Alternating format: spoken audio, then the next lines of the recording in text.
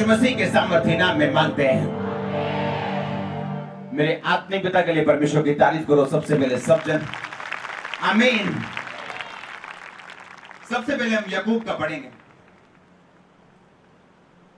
याकूब 1 उसकी 1 आयत में लिखा है, परमेश्वर के और प्रभु यीशु मसीह के दास याकूब की ओर से उन 12 गोत्रों को जो तितर बितर होकर रहते हैं नमस्कार पहुंचे।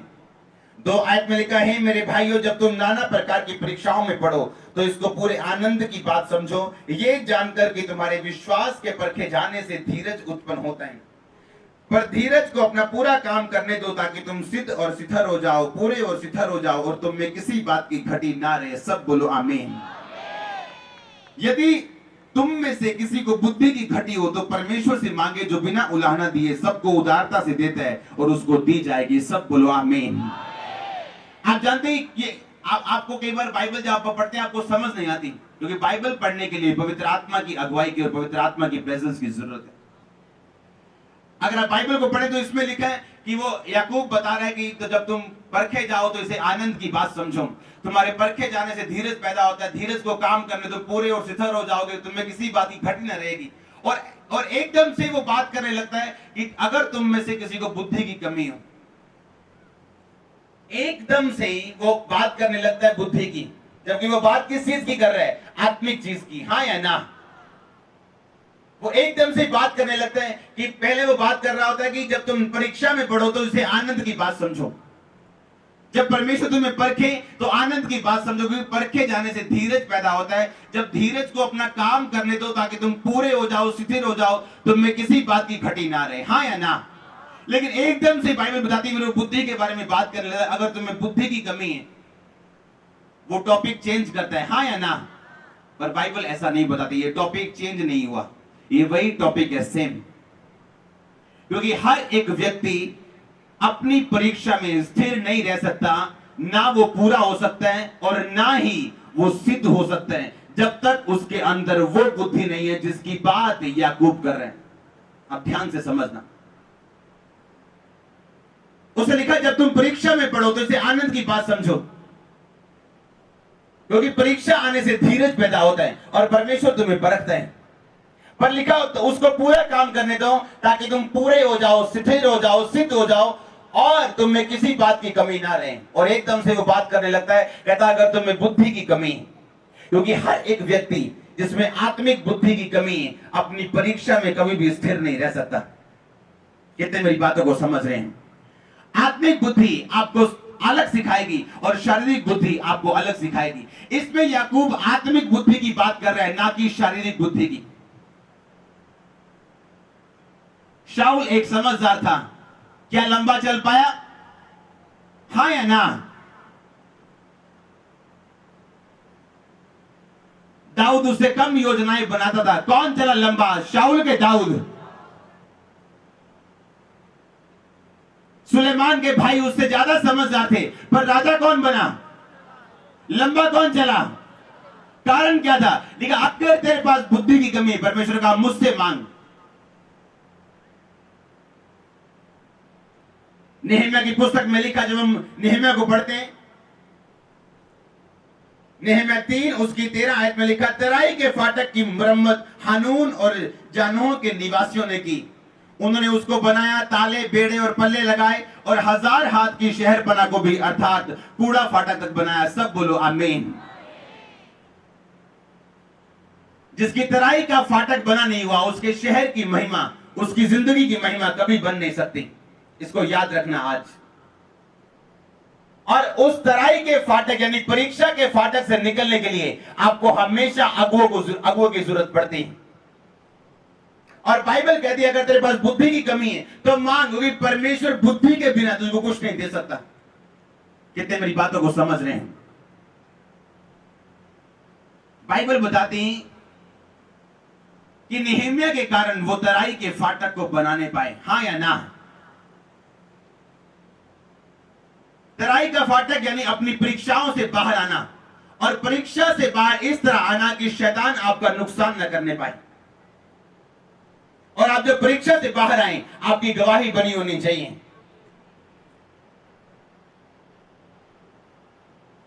1 2 ये गहरा वचन है, मैं प्रार्थना कर रहा हूं अंदर से कि परमेश्वर आपको आज समझ दें। दाऊद जब भेड़ बकरियों को चराता था, उसके भाई राजा की सेना में थे। निराश किसे रहना चाहिए?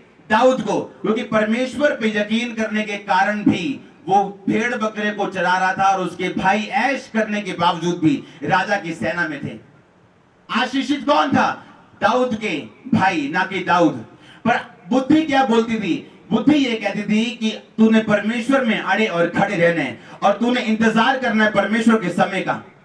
और बाइबल बताती जो गोफन वो भेड़ बकरियों को बचाने के लिए इस्तेमाल करता था, एक दिन वही गोफन गोलियत को मारने के लिए उसने इस्तेमाल किया।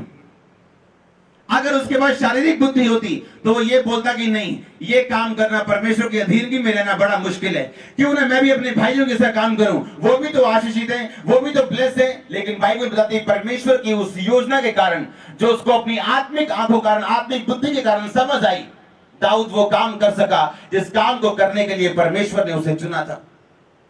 हालेलुया।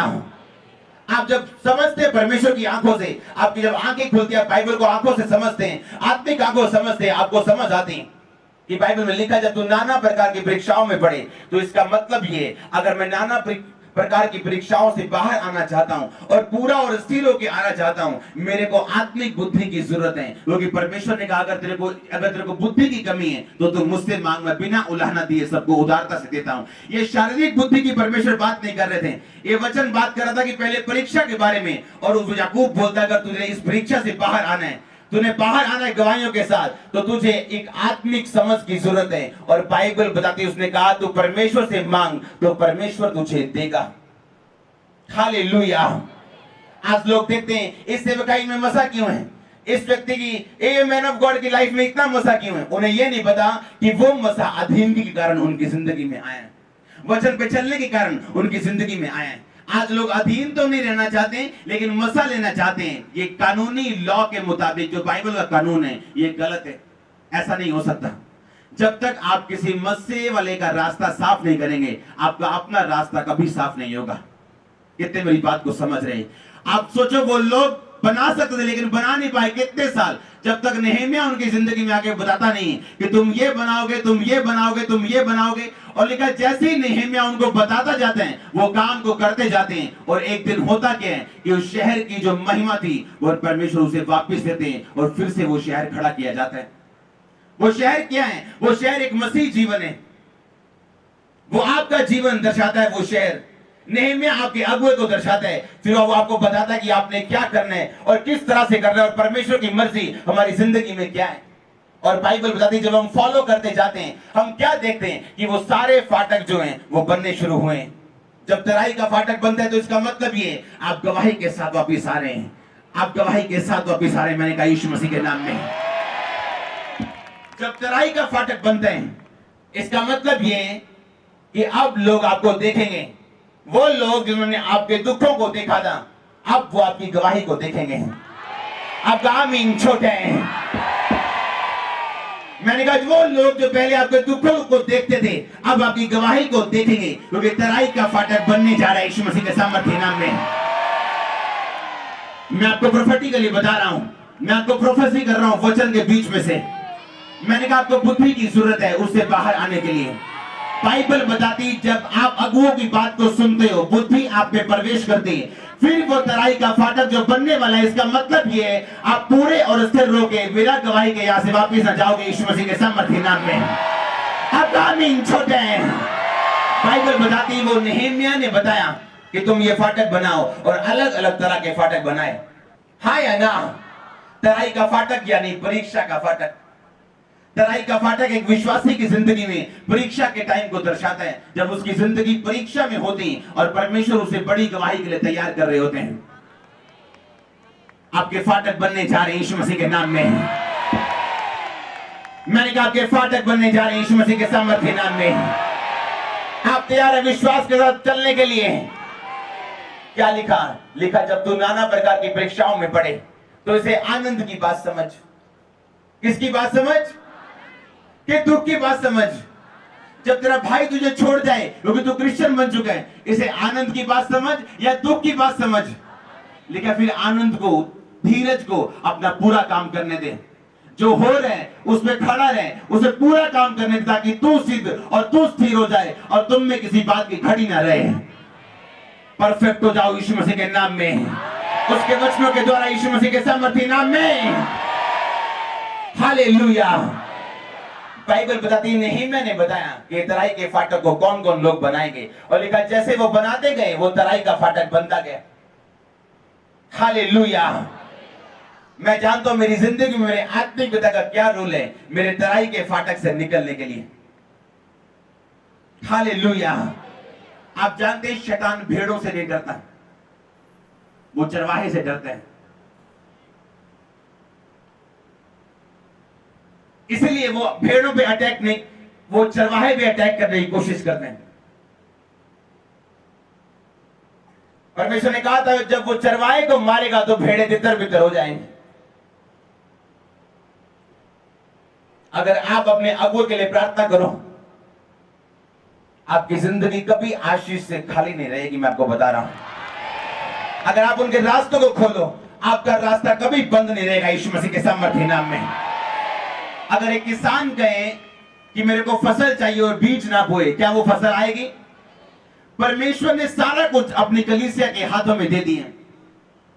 आप जानते हैं वो क्यों आपको सेवकाई देते हैं, वो क्यों आपको चर्च देते हैं? ताकि आप चर्च में जाएं, उसकी जरूरतों को समझे, वो विजन को समझे, दर्शन को समझे, उसके साथ खड़े हो, तन से, मन से, पैसों से, ताकत से, प्रेयर से, और फिर आप देखो आपकी लाइफ चेंज होती है कि नहीं होती। आपके बच्चे नशा छोड़ते हैं कि नहीं छोड़ते हैं। आप गवाही के साथ वापिस आते हैं कि नहीं आते हैं।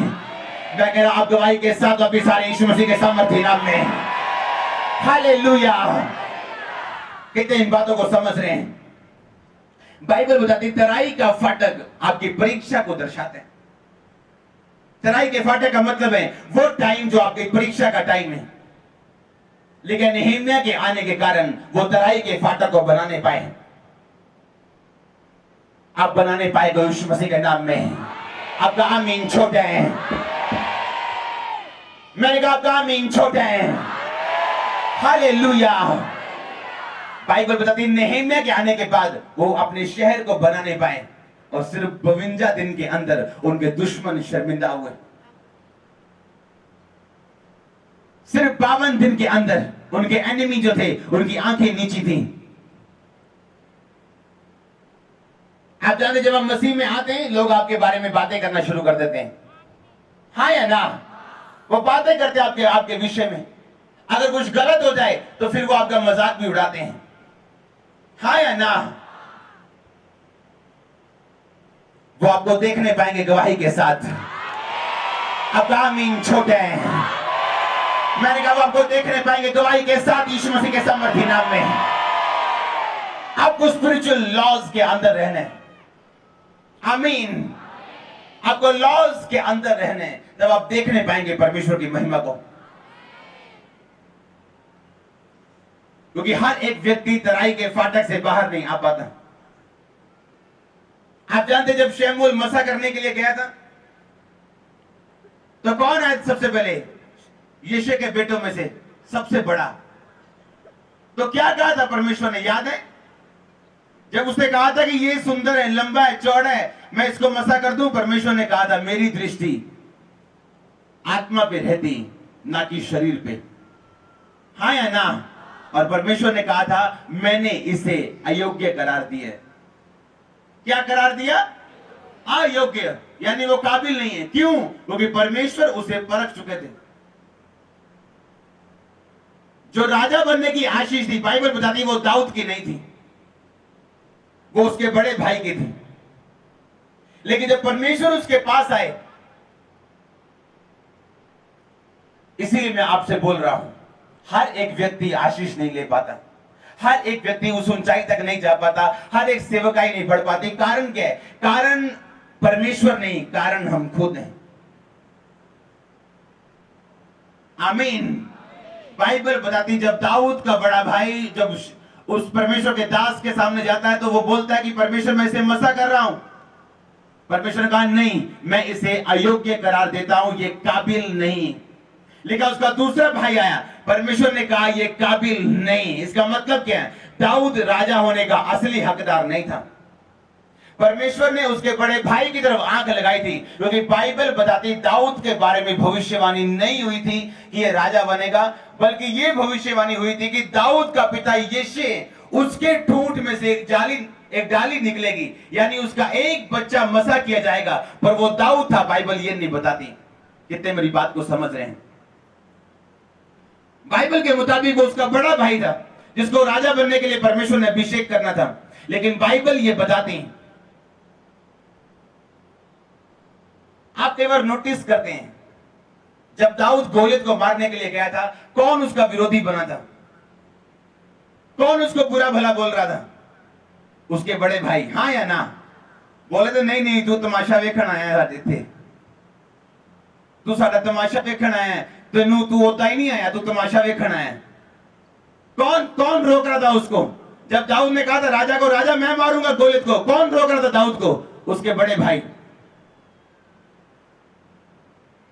आप जब कई बार स्टेप लेते हैं स्पिरिट में कि मैं प्रभु के लिए ये काम करूंगा, या मैं ये करूंगा, या मैं ये बोऊंगा, आपके आपके आपके रिश्तेदार जो आपके आसपास है वो आपके विरोध में खड़े हो जाते हैं।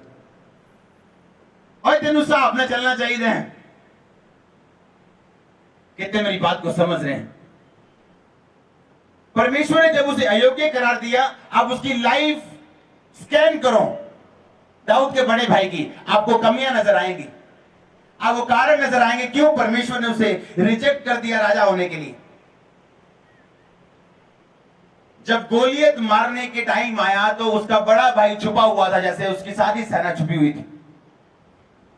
लेकिन जो आत्मिक व्यक्ति है वो ये जानता है कि मैं नहीं कर सकता, लेकिन जो परमेश्वर का आत्मा मेरे अंदर है वो सारा कुछ कर सकता है। अब आमीन छोटे हैं, आप करने पाए के सामर्थ्य नाम में। अब आमीन छोटे हैं, हालेलुया। मैंने कहा आप कर नहीं पाओगे यीशु मसीह के सामर्थ्य नाम में। उसने राजा को मारना चाहा, लेकिन वो मार नहीं पाया। उसका अपना राजा छुपा हुआ था, तो उसकी क्या औकात थी वो लड़े। लेकिन बाइबल बताती जो लोग आत्मा में से खरे निकलते हैं, जो परखे जा चुके हैं, तराई के फाटक से बिना किसी लालच, बिना किसी गिरावट के वो निकल चुके हैं, जब गोलियत फिर उनके सामने आता है, जब मौका उनके सामने आता है, जब परमेश्वर फिर रास्ता खोलते हैं, वो उस रास्ते से निकल जाते हैं, क्योंकि उनकी तैयारी हो चुकी है, वो विश्वास में बढ़ चुके हैं, परीक्षा में पास हो चुके हैं, वो उनमें कमी नहीं, वो सिद्ध और सिद्ध हैं, वो जानते हैं वो कर सकते हैं जो वो करने के लिए पैदा हुए हैं। हालेलुया। अब दाऊद जानता था वो गोलियत को मार सकते हैं, क्यों? क्योंकि वो जानता था कि वो तराई के फाटक से निकल चुके हैं। हर एक विश्वासी जिसका तराई का फाटक बना नहीं, वो कभी शैतान को हरा नहीं सकता। अगर आप किसी के अधीन नहीं, आप डेंजरस व्यक्ति हैं, आप एक खतरनाक व्यक्ति हैं। अपने परिवार के लिए आप खतरनाक हैं, शैतान के लिए नहीं। अगर आपकी पत्नी आपकी शिकायत चर्च को नहीं कर सकती, और आप इसका मत क्योंकि आप डरते नहीं हैं, आप खतरनाक व्यक्ति हैं अपने परिवार के लिए। आपकी आशीष ज्यादा नहीं होगी। पर जब आप अंडर अथॉरिटी रहते हैं, शैतान भी आपकी अथॉरिटी में रहता है। फिर आप इधर कहेंगे इधर जा, वो जाएगा। आप बोलेंगे इधर जा, वो इधर जाएगा। आप सामने जाने के लिए बोलेंगे वो सामने जाएगा। आप करके देखना, ऐसा यीशु मसीह के नाम में होगा आपकी जिंदगी में। फिर वीजा के लिए रोने की जरूरत नहीं पड़ेगी, काम के लिए रोने की जरूरत नहीं पड़ेगी। आप जाओगे और काम होंगे यीशु मसीह के सामर्थ्य नाम में। फिर रोने की जरूरत नहीं पड़ेगी। बीमारियां ये जाए, एयरपोर्ट सही हो, वो जाएंगी। आप बोलोगे यीशु मसीह के नाम में जाने के लिए, वो जाएंगी, क्योंकि शैतान और बीमारियां आप में यीशु मसीह के चरित्र को, नाम को, नौमा को, कैरेक्टर को देखेंगी, और वो जाएंगी यीशु मसीह के सामर्थ्य नाम में। हर एक व्यक्ति जिसका तराई का फाटक नहीं बना, मैं आपको और भी बता सकता हूं, एक फाटक और बनाया था जिसका नाम था घोड़ा फाटक। कौन सा फाटक? घोड़ा फाटक, यानी शरीर की ताकत। हर एक विश्वासी जिसका शरीर कमजोर है, वो कभी भी अपनी महिमा को बचा के नहीं रख सकता। इसके बारे में हम फिर बात करेंगे, आज नहीं। आज हम तराई के फाटक के बारे में बात कर रहे हैं, हाँ या ना? लेकिन जब तू तराई में से होके जाए, पानी की वादी, वो वादियों में से होके जाए, तो मैं तेरे संग रहूंगा। बहुत से लोग हैं जब परीक्षा आती वो बने नहीं रहते, अपने दिमाग का इस्तेमाल करते हैं, अपनी सेंस का यूज करते हो और बने नहीं रहते। नाम के क्रिश्चियन रह जाते हैं, लेकिन उनमें ऐसी कोई बात नहीं कि परमेश्वर उनके विश्वास को देख के उनको ब्लेस कर सके। उनमें ऐसी कोई बात नहीं कि परमेश्वर उनके विश्वास और उनके जीवन को देख के उनको अच्छी सेवकाई दे सके, या उनको विश्वास के गिन सके कि हाँ, ये व्यक्ति मेरा काम कर सकता है, ये व्यक्ति मेरा बोझ उठा सकता है। आप पे निर्भर करता है कि आप परमेश्वर के वचन को किस तरह से लेते हो। जब तराई का फाटक बनता है तो महिमा होती है फिर उस शहर की। मैंने कहा, जब तराई का फाटक बनता है तो महिमा आती है, फिर महिमा आती है परमेश्वर की आपकी जिंदगियों में। हालेलुया। आप जानते हैं, लोग आपके बारे में बात करते हैं जब आप परीक्षा में होते हैं कि इसका परमेश्वर कहां है। ओए तू कल्ला रह जाना, तो अपना धर्म छाड़ देना, लोग कहां है, तेरे रिश्ते ब्याह कितने करेगा, तेरा बिजनेस डाउन होगा, तू ये करेगा, तू वो मर जाएगा तू। और तराई के फाटक से लोग बाहर आ जाते हैं। यीशु मसीह ने कहा था, वो लोग होंगे जो बीज बोया गया तो चट्टान पे गिरा, जल्दी उगा। चर्च में गवाहियां देखी, वचन सुना, फटाफट उग गया, पर जब सूर्य आया, जब परीक्षा आई, वो जल गया, क्योंकि वो उसकी मिट्टी जो थी वो गहरी नहीं थी। लेकिन बाइबल में लिखा, जो उत्तम मन में जिसने संभाल के रखा, जो सुना, जो देखा, उसको माना, लिखा फिर वो जब उत्तम मन से संभालते हैं और पानी देता है, बार बार उसकी केयर करता है, उसकी उस वचन की जो उसने सुना था, लिखा वो 100 गुना, 60 गुना और 100 गुना फल को लेके आते हैं। गुड न्यूज आपको मिलने वाली है। अगर वचन यहां बसता है आपका आमीन छोटा है। मैंने कहा, गुड न्यूज आपको मिलने वाली यीशु मसीह के सामर्थ्य नाम में। अगर वचन यहां बसता है आपके, आमीन। आज से रोज प्रार्थना करना कि परमेश्वर, जब मैं तराई के फाटक से होकर निकलूं, मैं वो फाटक बनाने पाऊं। बिना उस फाटक के बनाए किसी विश्वासी की गवाही पूरी नहीं हो सकती। हालेलुया। परमेश्वर ने कहा, अगर वो तुझे बेटा बनाएगा, तुझे कोड़े लगाएगा। अगर तेरे कोड़े नहीं लगे तो तू जायज नहीं, तो तू नाजायज संतान है। अगर वो तुझे पुत्र बनाएगा, तुझे कोड़े लगाएगा, तुझे परखेगा। अगर तेरी परख नहीं हुई तो तू परमेश्वर की असली संतान नहीं। अगर आप 2 साल से चर्च आ रहे हैं, आपका कोई विरोध नहीं करता, आपको कोई दिक्कत नहीं है, कोई परेशानी नहीं है, कभी किसी बात का सामना नहीं करना पड़ा, तो मेरे ख्याल से अभी आप क्रिश्चियन भी नहीं है। अभी आपको फिर मसीह बनने की जरूरत है। कितने मेरी बात को समझ रहे हैं? अभी तो आपके रिश्तेदारों तक को नहीं पता कि आप मसीह में और आप चर्च में जाते हैं।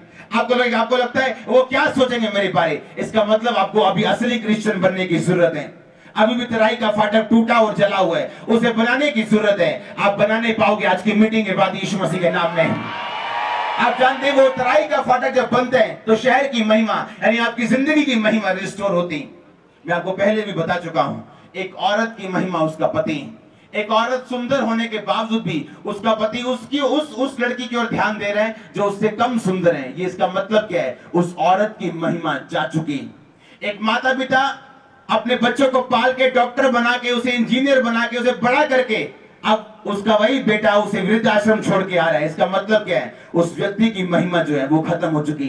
एक व्यक्ति इंटेलिजेंट होने के बावजूद भी अपने बिजनेस को, अपनी जॉब को सेट नहीं कर पा रहा, इसका मतलब उसकी महिमा खत्म हो चुकी है। इसलिए यीशु मसीह ने आपको यहाँ पे बिठाया आज, आपकी महिमा को वापस देने के लिए, आपकी फिर हुई ग्लोरी को वापस देने के लिए। आप आए, यीशु मसीह की मर्जी के कारण यहाँ बैठे हैं।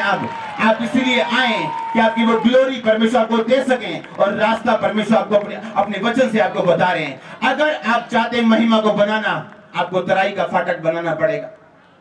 हाँ या ना?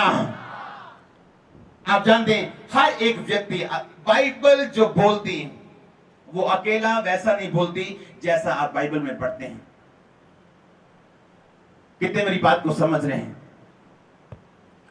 अगर आप घोड़े को घोड़ा समझ लोगे तो फिर आप, मैंने लोगों को एक बात बोली थी, मैंने कहा अगर इंजीनियर और डॉक्टर की सब बुक्स बाजार में मिलती, मैं कंप्यूटर इंजीनियर हूं, हम बुक्स लेने के लिए जब जलंधर में माहिरा गेट में जाते थे, सब बुक्स मिलती हैं वहां पे, तो फिर कॉलेज जाने की क्या जरूरत है? घर ही बैठ के डॉक्टर इंजीनियर बन जाओ।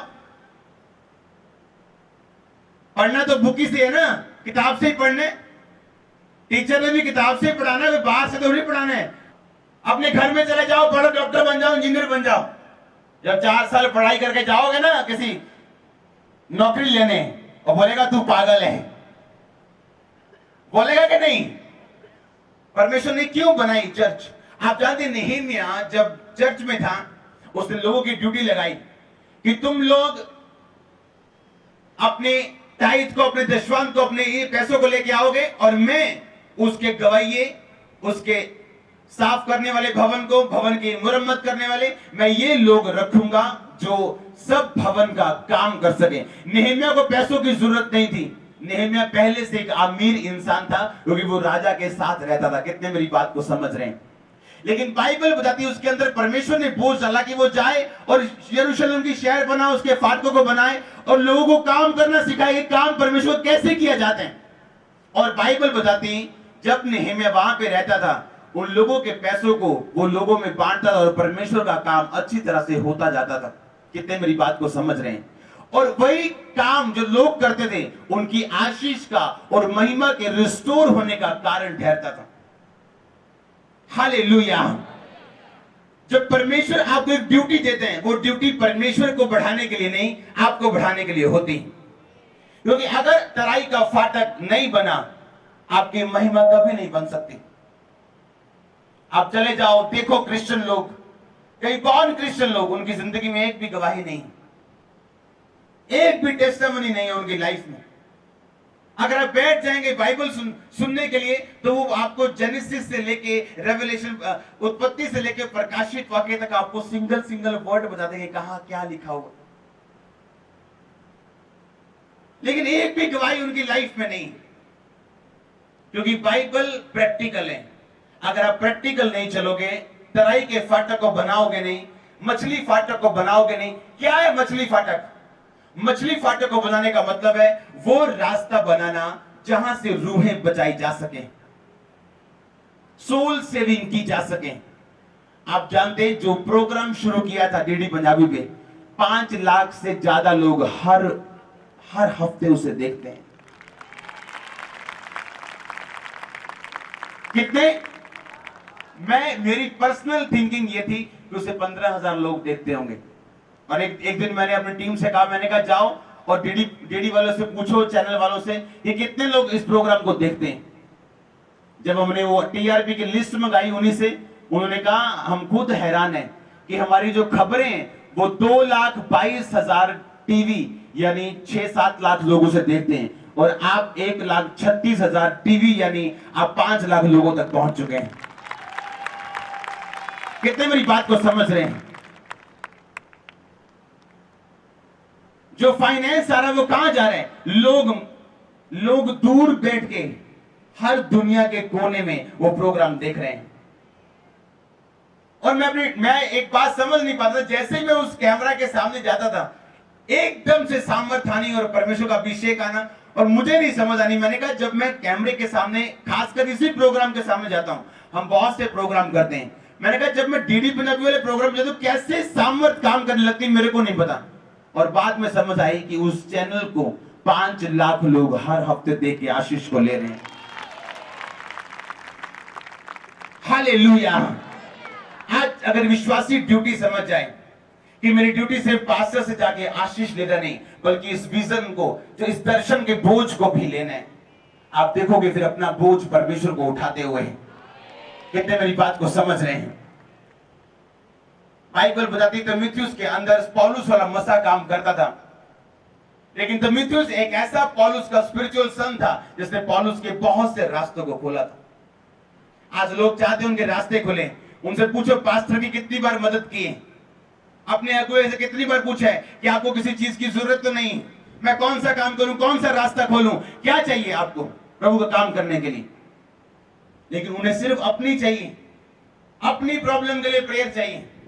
आज पास्टर जो बैठे हैं, जो स्पिरिचुअल सन मानते हैं, वो उनको पूछो कितनी बार वो आए हैं पूछने के लिए हम क्या करें इस सेवकाई के लिए, ताकि प्रभु हमारी सेवकाई के लिए भी कुछ कर सके। अब कितने लोग मेरी बात को समझ रहे हैं? अगर आप वे ओपन नहीं करेंगे अगुवे का, आपका अपना रास्ता कभी ओपन नहीं होगा। इसलिए आज लोग सिर्फ प्रार्थना कर रहे हैं और फल नहीं मिल रहा उनको, और वो सोचते हैं हम प्रार्थना इतनी करते हैं, फल क्यों नहीं है? हम इतनी प्रेयर करते हैं पर फल क्यों नहीं है? अगर सिर्फ प्रार्थना करने से सब कुछ हो जाए तो आप में और तांत्रिकों में फिर कोई फर्क नहीं, क्योंकि उनकी प्रार्थना आपसे ज्यादा हो सकती, कम नहीं होगी।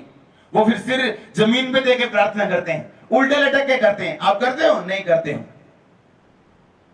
कितने मेरी बात को समझ रहे हैं? आज जब स्पिरिचुअल लॉ खत्म हो चुका है चर्च में, तो सब गड़बड़ हो चुका है। जब लोग स्पिरिचुअल लॉ के नीचे आ जाते हैं, वो सब कुछ स्मूथ, सब कुछ फ्लो में जाने लगता है। कितने मेरी बात को समझ रहे हैं?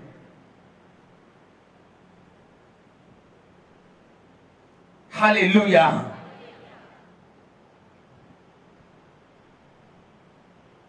आप ग्रोथ देखेंगे अपने परिवारों में, अपने सिस्टम में, यीशु मसीह के नाम में। अब आमीन। छोटे हैं,